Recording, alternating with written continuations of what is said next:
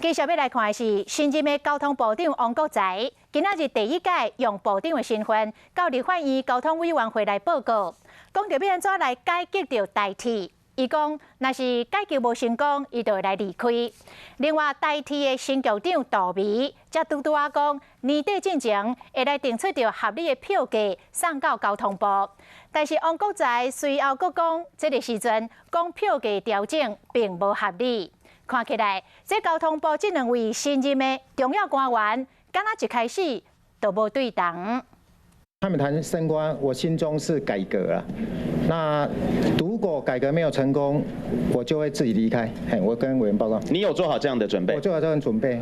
这都上任，就互问到当时要落台，交通部长王国材接部长拄满3天，徛伫咧身躯边的准台铁局长杜眉，接的时间搁较短，交通部的重要官员换新人，都要开始面对台铁改革的重大责任。票价合理性的部分，我们会提出好的评估，预计啦大概是在年底，今年以内，我们就会来做一个提报。台铁票价划起价划这么多年，新局长杜眉才讲要来计划合理票价送到交通部，不过和新任部长王国材想法无同。如果我们没有提供一个安全好的服务水准来谈票价，我是觉得这样是不合理的。